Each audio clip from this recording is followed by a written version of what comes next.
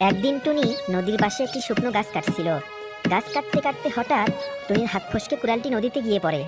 এরপর টুনি মনের দুঃখে নদীর পাড়ে বসে কাটতে থাকে। তখনই নদীর ভিতর থেকে একটি মৎস্যকন্যা উপরে উঠে আসে আর টুনিকে জিজ্ঞাসা করে তার কি হয়েছে। টুনি তখন মৎস্যকন্যাকে সব কথা খুলে বলে। এরপর মৎস্যকন্যা একটি সোনার কুড়াল এনে টুনিকে বলে, টুনি, দেখো তো এই কুড়ালটি তোমার কিনা। আমার কুড়াল তো লোহার কুড়াল, কিন্তু এটা তো একটা সোনার কুড়াল। না না মৎস্যকন্যা আপু, এই কুড়ালটি আমার না। এরপর মৎস্যকন্যা একটি রূপার কুড়াল নিয়ে আসে আর এবারও টুনি মৎস্যকন্যাকে বলে এটি তার কুড়াল না। তারপর মৎস্যকন্যা সেই লোহার কুড়ালটি নিয়ে আসে।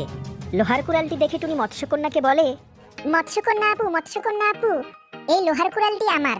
আমাকে তুমি আমার কুড়ালটি দিয়ে দাও। টুনি, আমি তোমার সততায় মুগ্ধ হয়েছি, তাই এই সবগুলো কুড়াল আমি তোমাকে উপহার দিলাম। একদিন টুনিও তার বন্ধুরা মিলে জঙ্গলে পিকনিক করছিল। তারা সেখানে বিরিয়ানি রান্না করছিল। একটু দূরে একটি গাছের ডালে বাসা বানিয়ে থাকতো এক শাকচুন্নি। টুনিদের বিরিয়ানির গন্ধে শাকচুন্নির মাথা ঘুরে যায়। লোভে তার মুখ থেকে বের হয়ে আসে বিশাল এক লম্বা জিহ্বা। শাকচুন্নি কোনো রকমের লোভ সামলিয়ে নিজেকে বুঝ দিয়ে তার লম্বা জিহ্বাটা মুখের ভিতর ঢুকিয়ে নেয় আর সেখান থেকে সোজা টুনিদের পিকনিকের জায়গায় চলে যায়। টুনিও তার বন্ধুরা শাকচুন্নিকে দেখে অনেক ভয় পায়। এরপর শাকচুন্নি টুনিও তার বন্ধুদের বলে, টুনি, তুমি ভয় পাচ্ছ কেন? ভয় পেও না, আমি তোমাদের কোনো ক্ষতি করতে আসিনি। একটু বিরিয়ানি খেতে এসেছি। আমাকে একটু বিরিয়ানি খেতে দেবে? একটু খেয়েই চলে যাব। দাও না একটু বিরিয়ানি খেতে। ও সাঞ্চিতা আন্টি, তুমি বিরিয়ানি খাবে? সাঞ্চিতা না, শাকচুন্নি। ও হ্যাঁ, শাকচুন্নি আন্টি, তুমি বিরিয়ানি খাবে? দাঁড়াও, এক্ষুনি দিচ্ছি। এরপর টুনি শাকচুন্নিকে অনেকগুলো বিরিয়ানি খেতে দেয়। শাকচুন্নি বিরিয়ানিগুলো মজা করে চেটে চুটে খেয়ে সেখান থেকে চলে যায়। একদিন টুনি তার জমিতে চাষ করার জন্য জমিতে যাচ্ছিল। হঠাৎ সে রাস্তার পাশে একটি বিন দেখতে পায়। টুনি বিনটির কাছে যায়। এরপর বিনটি হাতে নিয়ে বিনটি বাজাতে থাকে। টুনির বিনের সুর শুনে ঝোপের আড়াল থেকে একটি নাগিন বের হয়ে আসে। টুনি নাগিনকে দেখে অনেক ভয় পায় আর বিন বাজানো বন্ধ করে। এরপর নাগিন টুনিকে বলে, ছোট্ট টুনি, তুমি অনেক সুন্দর বিন বাজাও।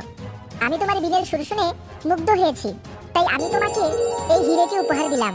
এরপর টুনি নাগিনের কাছ থেকে পাওয়া সেই হিরেটি নিয়ে বাড়িতে চলে যায়।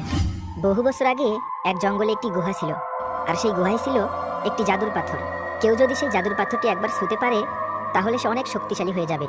কিন্তু এখন পর্যন্ত সেই জাদুর পাথরটি কেউ ছুঁতে পারেনি, কারণ সেই জাদুর পাথরটি পাহারা দিত এক ভয়ানক ডাইনি।